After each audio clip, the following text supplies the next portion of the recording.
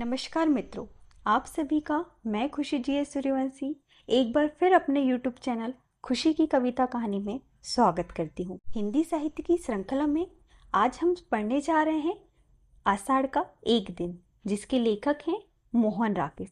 तो चलिए आज का अंक आरंभ करते हैं। मातुल। मल्लिका, कौन है? मातुल, मैं हूँ मातुल। देखो वर्षा ने मातुल की क्या दुर्गति की है। मल्लिका, अरे मातुल, आप इस वर्षा में? मातुल, वर्षा से बचने के लिए तुम्हारे घर के सिवा कोई शरण नहीं थी। सोचा जो हो मातुल के लिए आज भी तुम वही मल्लिका हो। यह आषाढ़ की वर्षा तो मेरे लिए काल हो रही है।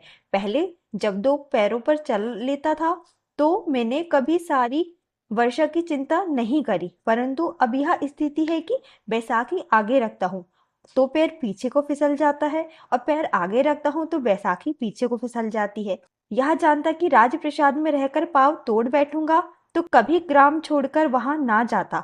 अब पीछे से मेरे घर भी उन लोगों ने ऐसा कर दिया है कि कहीं पैर टिकता ही नहीं। इन चिकने शिलाखंडों से तो वह मिट्टी ही अच्छी थी, जो पैर को पकड़ती तो थी। मैं तो अब घर के रहते बेघर हो रहा हूँ, ना बाहर रहते बनता है ना अंदर। उन श्वेत शिलाखंडों के दर्शन से ही मुझे प्रसाद का स्मरण हो जाता है, जहां रहकर एक पाँव तोड़ आया हूँ। मल्लिका, खड़े रहने में कष्ट होगा, आसन ले लीजिए। मातुल, मुझसे कोई पूछे तो मैं कहूंगा कि राजप्रसाद में रहने से अधिक कष्टकर स्थिति संसार में हो ही नहीं सकती। आप आगे देखते हैं तो प्रतिहारी जा रहे हैं, पीछे देखते हैं तो प्रतिहारी आ रहे हैं। सच कहता हूँ, मुझे कभी पता नहीं चल पाया कि प्रतिहारी मेरे पीछे चल रहे हैं या मैं प्रतिहारी के पीछे चल रहा हूँ। और इससे भी कष्टकर स्थिति यह थी कि जिन व्यक्तियों को देखकर मेरा आदर से सिर झुकने को मन करता था, वे मेरे सामने सिर झुका देते थे। मेरे सामने? बताओ मातुल में ऐसा क्या है जिसके आगे कोई सिर झुकाएगा? मातुल ना देवी है, ना देवता है, ना पंडित है, ना राजा। तो फिर कोई क्यों मातुल के आगे सिर की वंदना करे? परंतु नहीं, लोग मातुल की तो क्या, मातुल के शरीर से उतरे वस्त्रों तक की वंदना करने को प्रस्तुत थे। और मैं बार बार अपने को छू कर देखता था कि मेरा शरीर हाड़ मांस का ही है या चिकने पत्थर का हो गया है, जैसे मंदिर में देवी देवता का होता है। यहाँ आकर सबसे बड़ा सुख यही है कि ना कोई झुककर मेरी वंदना करता है और ना ही मुझे भ्रम होता है कि मैं आगे चल रहा हूँ या प्रतिहारी आगे चल रहे हैं। केवल यह वर्षा मुझसे नहीं सही जाती। मल्लिका, वस्त्र सुखाने के लिए आग जला दूं? मातुल, तुमने घर की क्या अवस्था कर रखी है? अंबिका के ना रहने से घर की व्यवस्था ही नहीं रही। या ठीक है कि प्रियंगु मजनी ने तुम्हारे लिए कुछ वस्त्र और स्वर्ण मुद्राएं भिजवाई थी जो तुमने लौटा दी। मल्लिका, मुझे इनकी आवश्यकता नहीं थी। मातुल, और इस घर के परिसंस्कार के लिए भी उसने स्थापतियों से कहा था। मल्लिका, मैंने किसी परिसंस्कार की आवश्यकता नहीं समझी। आग जला दूं? मातुल, नहीं, वर्षा थम रही है, हल्की हल्की बूंदे हैं। किसी तरह घिसटता हुआ घर पहुंच जाओ तो वहीं वस्त्र सुखाऊंगा। फिर धारासार बरसने लगा तो बस। तुमने कश्मीर का कुछ समाचार सुना है? मल्लिका, मैं हर समय घर में ही रहती हूँ, कहीं का भी समाचार कैसे सुन सकती हूँ? मातुल, मैंने सुना है, विश्वास नहीं होता परंतु होता भी है। राजनीति में कुछ भी असंभव नहीं है। जितना संभव हो ऐसा ना हो, उतना ही संभव है कि ऐसा हो, और यह भी संभव है कि जो हो वह ना हो। मल्लिका, परंतु समाचार क्या है? मातुल, समाचार यह है कि सम्राट का निधन हो गया है। कश्मीर में विद्रोही शक्ति सिर उठा रही है। वहीं से आए एक आहत सैनिक का कहना है कि कालिदास ने कश्मीर छोड़ दिया है। मल्लिका, उन्होंने कश्मीर छोड़ दिया है और अब पुनः उज्जैनी चले गए हैं? मातुल, नहीं, उज्जैनी नहीं गया। वहां के लोगों का तो कहना है कि उसने संन्यास ले लिया है और काशी चला गया है, परंतु मुझे विश्वास नहीं होता। उसकी राजधानी में इतना मान है। यदि कश्मीर में रहना संभव नहीं था तो सीधे राजधानी चला जाना चाहिए था, परंतु असंभव भी नहीं है। एक राजनीति जीवन, दूसरे कालिदास हैं। मैं आज तक दोनों में से किसी की भी दूरी नहीं पहचान पाया। मैं समझता हूँ कि जो कुछ मैं समझ पाता हूँ, सत्य सदा उसके विपरीत होता है, और मैं जब तक उस विपरीत तक पहुंचने लगता हूँ तो सत्य उस विपरीत से विपरीत हो जाता है। अतः मैं जो कुछ समझ पाता हूँ वह सदा झूठ होता है। इससे अब तुम निष्कर्ष निकाल लो कि सत्य क्या हो सकता है। उसने संसार उसने संन्यास ले लिया है या नहीं लिया है। मैं समझता हूँ कि उसने संन्यास नहीं लिया, इसलिए सत्य यही होना चाहिए कि उसने संन्यास ले लिया है और काशी चला गया है। मल्लिका, नहीं, यह सत्य नहीं हो सकता। मेरा हृदय इसे कभी नहीं स्वीकार कर सकता।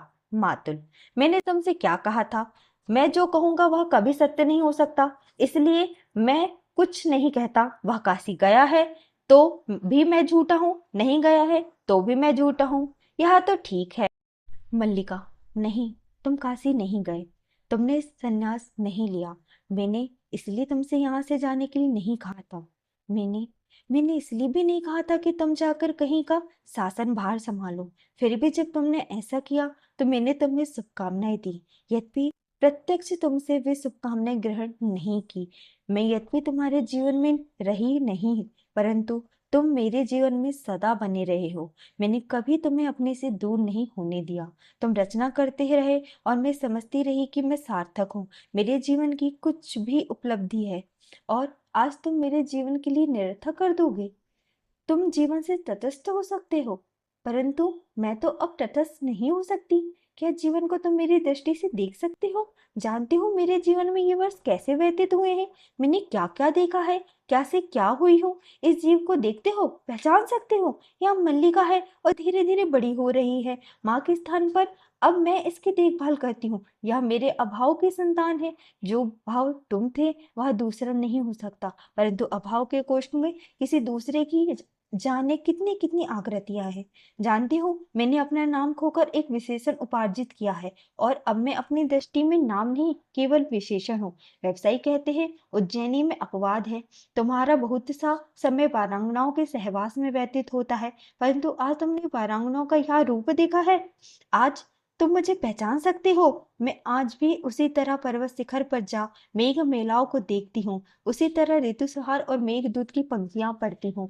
मैंने अपने भाव के कोष्ठ को रिक्त नहीं होने दिया, परंतु मेरे अभाव की पीड़ा का अनुमान लगा सकते हो? नहीं, तुम अनुमान नहीं लगा सकते। तुमने लिखा था कि एक दो से गुणों के समूह में उसी तरह छिपा जाता है जैसे चांद की किरणों में कलंक, परंतु दारिद्र्य नहीं छिपता। सौ सौ गुणों में भी नहीं छिपता, नहीं छिपता ही नहीं।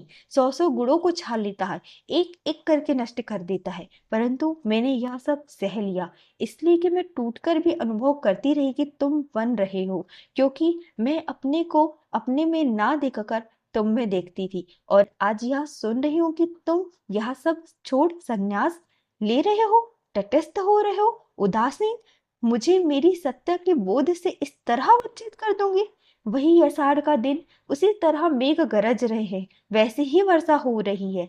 वही मैं हूँ, उसी घर में हूँ, किंतु कालिदास, संभवतः पहचानती नहीं हूँ, और ना पहचानना ही स्वाभाविक है, क्योंकि मैं वह व्यक्ति नहीं हूँ जिसे तुम पहले पहचानती रही हो। दूसरा व्यक्ति हूँ, और सच कहूँ तो वह व्यक्ति हूँ जिसे मैं स्वयं ही नहीं पहचानता। तुम इस तरह जड़ सी क्यों खड़ी हो? मुझे देखकर बहुत आश्चर्य हुआ। मल्लिका, आश्चर्य? मुझे विश्वास ही नहीं हो रहा है कि तुम हो, और मैं जो तुम्हें देख रही हूँ वास्तव में मैं हूँ। कालिदास, देख रहा हूँ कि तुम भी वहां नहीं हो। सब कुछ बदल गया है। यह संभव है कि परिवर्तन केवल मेरी दृष्टि में हुआ है। मल्लिका, मुझे विश्वास नहीं होता कि यह स्वप्न नहीं है। कालिदास, नहीं, स्वप्न नहीं है, यथार्थ है कि मैं यहाँ आया हूँ। दिनों की यात्रा करके थका टूटा हारा हुआ यहाँ आया हूँ कि एक बार यहाँ के यथार्थ को देख लो। मल्लिका, बहुत भीग गए हो। मेरे यहाँ सूखे वस्त्र तो नहीं है, पर मैं। कालिदास, मेरे भीगे होने की चिंता मत करो। जानती हो, इस तरह भीगना भी जीवन की एक महत्वाकांक्षा हो सकती है। वर्षों के बाद भीगा हूँ, अभी सूखना नहीं चाहता। चलते चलते बहुत थक गया हूँ। कई दिन ज्वर आता रहा, परंतु इस वर्षा से जैसे सारी थकान मिट गई है। मल्लिका, बहुत थक गए हो? कालिदास, थक गया हूँ, अब भी थका हूँ, परंतु वर्षा ने थकान कम कर दी। मल्लिका, तुम सचमुच पहचान नहीं आते। कालिदास, और तुम ही कहाँ पहचान आती हो? यह घर भी कितना बदल गया है, और मैं आशा कर रहा हूँ कि सब कुछ वैसा ही होगा, ज्यों का त्यों, यथा स्थान। पर कुछ भी तो यथा स्थान नहीं है। तुमने सब कुछ बदल दिया है, सब कुछ बदल दिया। मल्लिका, मैंने नहीं बदला। कालिदास, जानता हूँ तुमने नहीं बदला, परंतु मल्लिका, मैंने नहीं सोचा था कि यह घर कभी मुझे अपरिचित भी लग सकता है। यहाँ की प्रत्येक वस्तु का स्थान और विन्यास इतना निश्चित था, परंतु आज सब कुछ अपरिचित लग रहा है। और और तुम भी अपरिचित लग रही हो। इसलिए कहता हूँ कि संभव है दृश्य उतना नहीं बदला जितना मेरी दृष्टि बदल गई है। मल्लिका, थकी हो, बैठ जाओ। आंखों से लगता है तुम अब भी स्वस्थ नहीं हो। कालिदास, बहुत दिन इधर उधर भटकने के बाद यहाँ आया हूँ। कश्मीर जाते हुए जिस कारण से नहीं आया था, आज उसी कारण से आया हूँ। मल्लिका, आर्य मातुल से आज ही पता चला था कि तुमने कश्मीर छोड़ दिया है। कालिदास, हाँ, क्योंकि सत्ता और प्रभुता का मोह छूट गया है। आज मैं उस सबसे मुक्त हूँ जो वर्षों से मुझे कसकसाता रहा है। कश्मीर में लोग समझते हैं कि मैंने संन्यास ले लिया है, परंतु मैंने संन्यास नहीं लिया है। मैं केवल मात्रगुप्त के क्लेवर से मुक्त हुआ हूँ, जिससे पुनः कालिदास के क्लेवर में जी सकूं। एक आकर्षण सदा मुझे उस सूत्र की ओर खींचता था, जिसे तोड़कर मैं वहां से यहाँ आया हूँ। यहाँ की एक एक वस्तु में जो आत्मीयता थी, वह यहाँ से जाकर मुझे कहीं नहीं मिली। मुझे यहाँ की एक एक वस्तु के रूप में और आकार का स्मरण है। कुंभ, बाघछाल, कुशा, दीपक, गेरू की आकृतियां और तुम्हारी आंखें। जाने के दिन में तुम्हारी आंखों का जो रूप देखा था, वह आज तक मेरी स्मृति में अंकित है। मैं अपने को विश्वास दिलाता रहा हूँ कि कभी भी लौट कर आऊं, यहाँ सब कुछ वैसा ही होगा। मल्लिका, द्वार बंद रहने दो। तुम जो बात कह रहे हो करते जाओ। कालिदास, देख तो लो कौन आया है। मल्लिका, वर्षा का दिन है, कोई भी हो सकता है, तुम बात करते रहो, वह चला जाएगा। कालिदास, कौन था यहाँ। मल्लिका, कहा ना, कोई भी हो सकता है। वर्षा में जिस किसी को आश्रय की आवश्यकता पड़ सकती है। कालिदास, परंतु मुझे इसका स्वर बहुत विचित्र सा लगा। मल्लिका, तुम यहाँ के संबंध में बात कर रहे थे। कालिदास, लगा जैसे मैं इस स्वर को पहचानता हूँ, जैसे यहाँ की हर वस्तु की तरह यह भी किसी परिचित स्वर का बदला हुआ रूप है। मल्लिका, तुम थके हुए हो और अस्वस्थ हो, बैठकर बात करो। कालिदास, मैंने बहुत बार अपने संबंध में सोचा है मल्लिका, और हर बार इस निष्कर्ष पर पहुंचा हूं कि अंबिका ठीक कहती थी। मैं यहाँ से क्यों नहीं जाना चाहता था। एक कारण यह था कि मुझे अपने पर विश्वास नहीं था। मैं नहीं जानता था कि अभाव और भर्त्सना का जीवन व्यतीत करने के बाद प्रतिष्ठा और सम्मान के वातावरण में जाकर मैं कैसा अनुभव करूंगा। मन में कहीं यह आशंका था कि वातावरण मुझे छा लेगा और मेरे जीवन की दिशा बदल देगा, और यह आशंका निराधार नहीं थी। तुम्हें बहुत आश्चर्य हुआ था कि कश्मीर का शासन संभालने जा रहा हूँ। तुम्हें यह बहुत अस्वाभाविक लगा होगा, परंतु मुझे इसमें कुछ भी अस्वाभाविक प्रतीत नहीं होता। अभावपूर्ण जीवन की वह एक स्वाभाविक प्रतिक्रिया थी। संभवतः उसमें कहीं इन सबसे प्रतिरोध लेने की भावना भी थी, जिन्होंने जब तब मेरी भर्त्सना की थी, मेरा उपहास उड़ाया था। परंतु मैं यह भी जानता था कि मैं सुखी नहीं हो सकता। मैंने बार बार अपने को विश्वास दिलाना चाहा कि कमी उस वातावरण में नहीं, मुझ में है। मैं अपने को बदल लूं तो सुखी हो सकता हूँ, परंतु ऐसा नहीं हुआ। ना तो मैं बदल सका, ना सुखी हो सका। अधिकार मिला, सम्मान बहुत मिला। जो कुछ मैंने लिखा उसकी प्रतिलिपियां देश भर में पहुंच गईं, परंतु मैं सुखी नहीं हुआ। किसी और के लिए यह वातावरण और जीवन स्वाभाविक हो सकता था, मेरे लिए नहीं था। एक राज्याधिकारी का कार्यक्षेत्र मेरे कार्यक्षेत्र से भिन्न था। मुझे बार बार अनुभव होता था कि मैंने प्रभुता और सुविधा के मोह में पड़कर उस क्षेत्र में अनाधिकार प्रवेश किया है, और जिस विशाल में मुझे रहना चाहिए था उससे दूर हट आया हूँ। जब भी मेरी आंखें दूर तक फैली क्षितिज रेखा पर पड़ती, तभी यह अनुभूति मुझे सालती कि मैं उस विशाल से दूर हट आया हूँ। मैं अपने को आश्वासन देता था कि आज नहीं तो कल मैं परिस्थितियों को वश पा लूंगा और समान रूप से दोनों क्षेत्रों में अपने को बांट दूंगा, परंतु मैं स्वयं ही परिस्थितियों के हाथों बनता और चालित होता चला। जिस कल की मुझे प्रतीक्षा थी, वह कल कभी आया ही नहीं, और मैं धीरे धीरे खंडित होता गया। और एक दिन मैंने पाया कि सर्वथा टूट गया हूँ। मैं वह व्यक्ति नहीं हूँ जिसका उस विशाल के साथ कुछ भी संबंध था। कश्मीर जाते हुए मैंने यहाँ से होकर नहीं जाना चाहता था। मुझे लगता था कि यह प्रदेश, यहाँ की पर्वत श्रृंखलाएं और उपत्यकाएं मेरे सामने एक मूक प्रश्न का रूप लेंगी। फिर भी लोभ का संवरण नहीं हुआ, परंतु उस बार यहाँ आकर मैं सुखी नहीं हुआ। मुझे अपने से वितृष्णा हुई, उनसे भी वितृष्णा हुई जिन्होंने मेरे आने के दिन को उत्सव की तरह मनाया। तब पहली बार मेरा मन मुक्ति के लिए व्याकुल हुआ था, परंतु उस समय मुक्त होना संभव नहीं था। मैं तब तुमसे मिलने के लिए नहीं आया, क्योंकि भय था तुम्हारी आंखें मेरे मन को अस्थिर को और अस्थिर कर देंगी। मैं इससे बचना चाहता था, उसका कुछ भी परिणाम हो सकता था। मैं जानता था तुम पर उसकी क्या प्रक्रिया होगी, दूसरे तुमसे क्या कहेंगे। फिर भी उस संबंध में निश्चिंत था कि तुम्हारे मन में वैसा कैसे भाव नहीं आएगा। और यह मैं आशा हुए चला गया कि कल ऐसा आएगा जब मैं तुमसे यह सब कह सकूंगा, कि तुम्हें अपने मन के द्वंद का विश्वास दिला सकूंगा। यह नहीं सोचा कि द्वंद एक ही व्यक्ति तक सीमित नहीं होता, परिवर्तन एक ही दिशा को व्याप्त नहीं होता। इसलिए आज यहाँ आकर बहुत व्यर्थता का बोध हो रहा है। लोग सोचते हैं मैंने उस जीवन और वातावरण में रहकर बहुत कुछ लिखा है, परंतु मैं जानता हूँ कि मैंने वहां रहकर कुछ नहीं लिखा। जो कुछ लिखा है वह यहाँ के जीवन का ही संचय था। कुमार संभव की पृष्ठभूमि यह हिमालय और तपस्विनी उमा तुम हो। मेघदूत की यक्ष की पीड़ा मेरी पीड़ा है, और विरह विमार्दित यक्षिणी तुम हो। यद्यपि मैंने स्वयं यहाँ होने और तुम्हें नगर में देखने की कल्पना की, अभिज्ञान शकुंतला में शकुंतला के रूप में तुम ही मेरे सामने थी। मैंने जब जब लिखने का प्रयत्न किया, तुम्हारे और अपने जीवन के इतिहास को फिर दोहराया, और जब उससे हटकर लिखना चाहा तो रचना प्राणवान नहीं हुई। रघुवंश में आज का विलाप मेरी ही वेदना की अभिव्यक्ति है, और चाहता था तुम यह सब पढ़ पाती, परंतु सूत्र कुछ रूप में टूटा था कि मल्लिका, वह सूत्र कभी नहीं टूटा। कालिदास, मेघदूत, तुम्हारे पास मेघदूत की प्रतिलिपि कैसे पहुंच गई?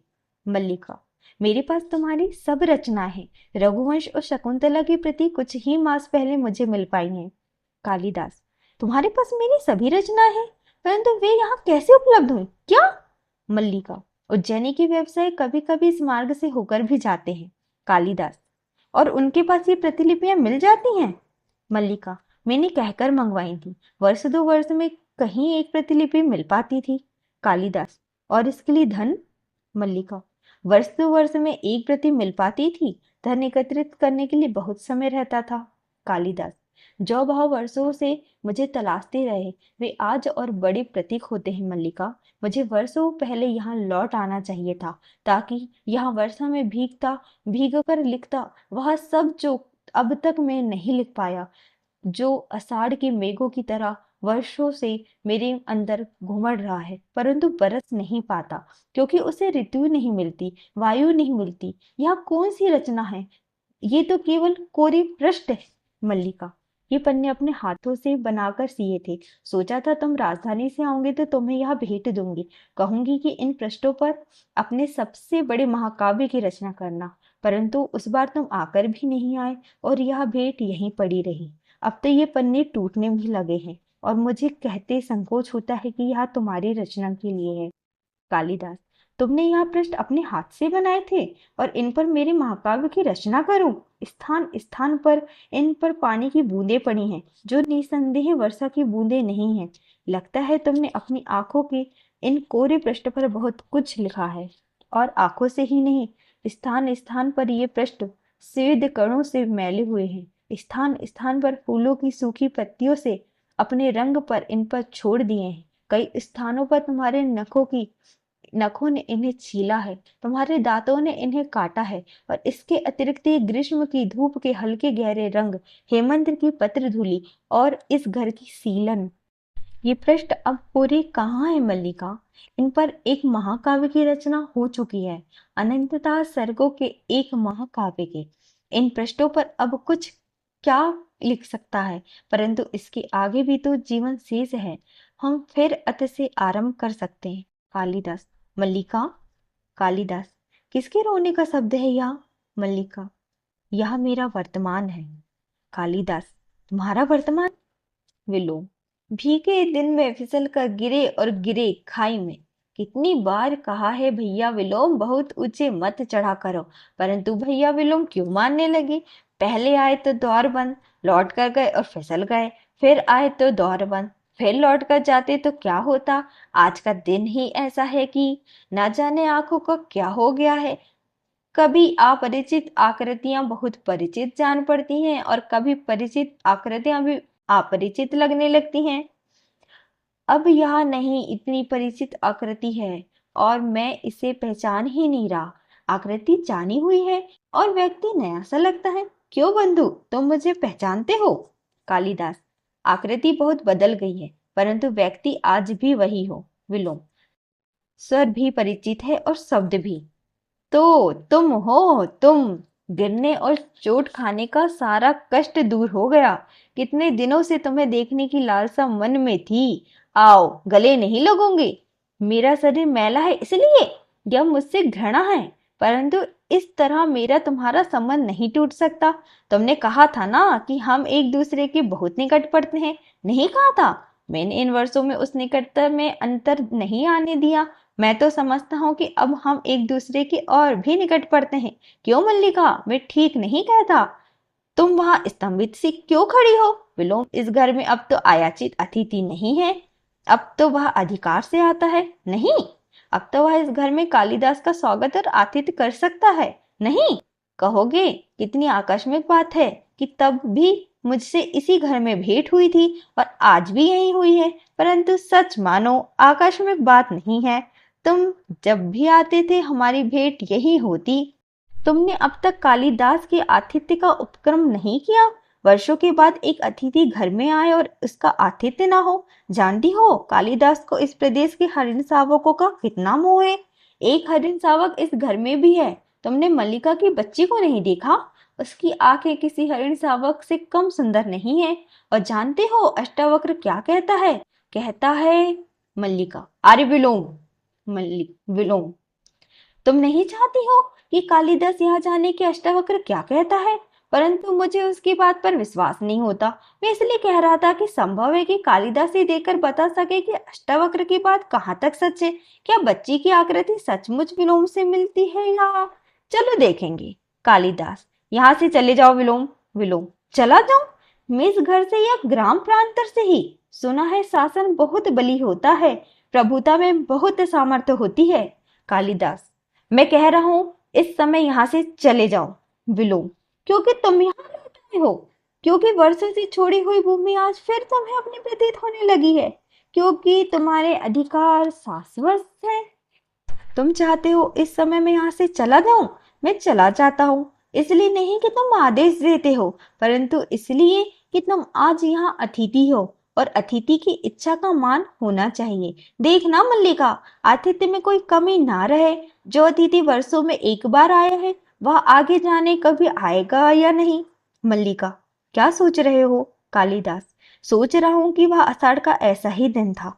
ऐसे ही घाटी में मेघ भरे थे और आज समय अंधेरा हो आया था। मैंने घाटी में एक आहत हरिण शावक को देखा था और उठाकर यहाँ ले आया था। तुमने उसका उपचार किया था। मल्लिका, और भी तो कुछ सोच रहे हो? कालिदास, और सोच रहा हूँ कि उत्पिकाएं का विस्तार वही है, पर्वत शिखर की ओर जाने वाला मार्ग भी वही है, वायु में वैसी ही नमी है, वातावरण की ध्वनियां भी वैसी ही हैं। मल्लिका, और? कालिदास, और की वही चेतना है जिसमें कंपन होता है, वही हृदय है जिसमें आवेश जागता है। परंतु परंतु यह कोरे पृष्ठ का महाकाव्य तब नहीं लिखा गया था।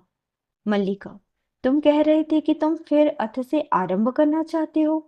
कालिदास, मैंने कहा था कि मैं अथ से आरंभ करना चाहता हूँ। यह संभवतः इच्छा का समय के साथ द्वंद था, परंतु देख रहा हूँ कि समय अधिक शक्तिशाली है, क्योंकि? मल्लिका, क्योंकि? कालिदास, क्योंकि वह प्रतीक्षा नहीं करता। मल्लिका, कालिदास, कालिदास। यदि आपको मेरी वीडियो पसंद आई हो तो प्लीज़ इसे लाइक कीजिएगा, कमेंट कीजिएगा और चैनल को सब्सक्राइब कीजिएगा। धन्यवाद।